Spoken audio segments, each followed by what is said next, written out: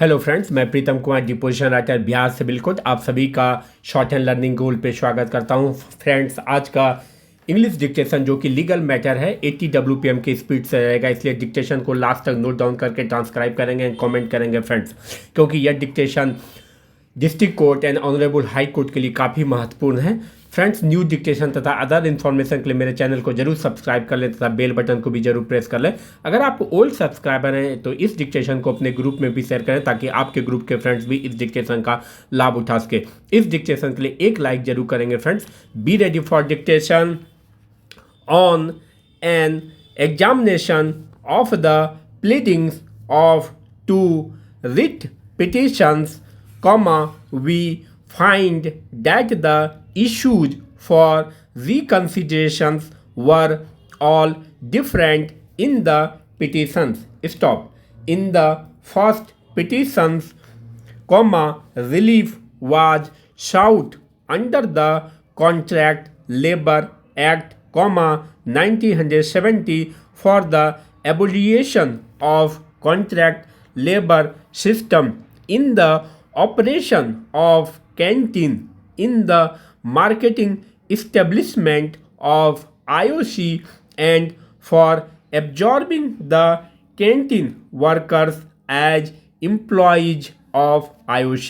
Stop.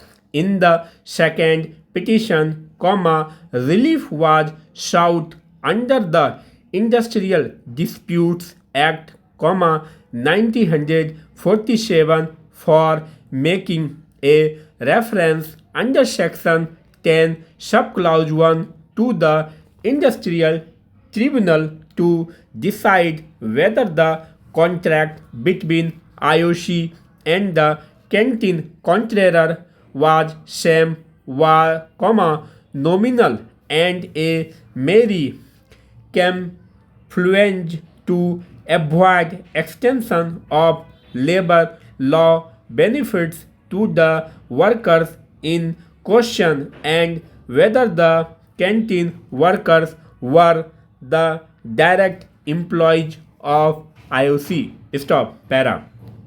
The assumption that the appellant had taken inconsistent stands in the two writ petitions is not correct. Stop.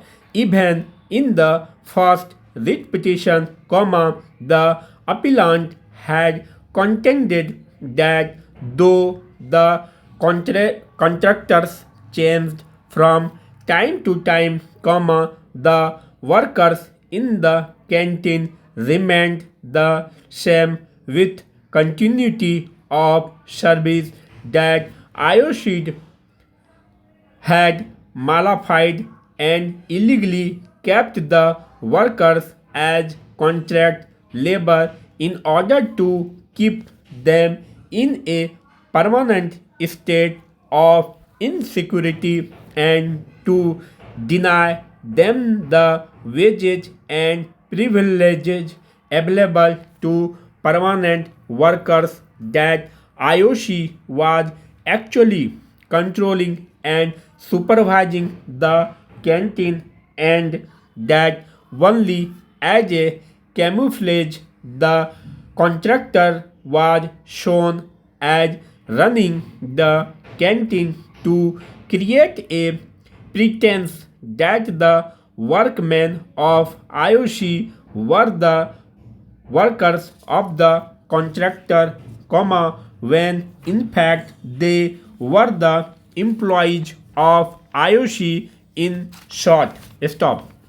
The appellant had contended that the contract was same and nominal, in the first petition. Stop. Even in the second writ petition, the contention was that the contract was same and a camouflage to avoid extending benefits of regular employees to the canteen workers. Stop. Therefore, the High Court committed a serious error in assuming that in the first writ petition the appellant had considered that the contract between the IOC and the canteen contractor was valid and genuine, and that in the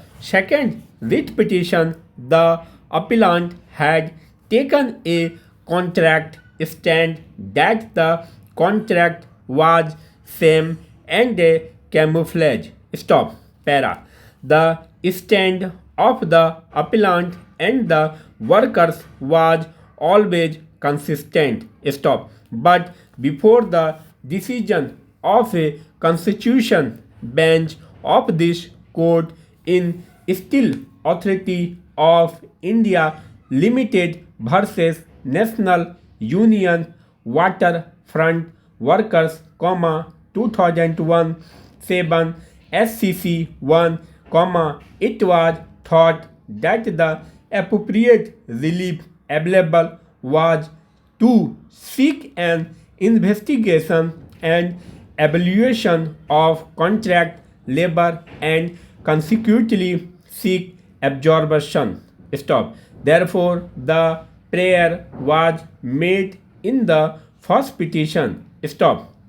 This court held that even if there was an order under Section 10 of the Act prohibiting contract labor in any process or operation, there would be no automatic absorption of the contract labor by the principal employer. Stop. It was also held that it is always open to the contract labor to urge that the contract was same and nominal by raising an industrial dispute, and such dispute will have to be decided by the industrial adjudicator and not by the High Court. Finally stops.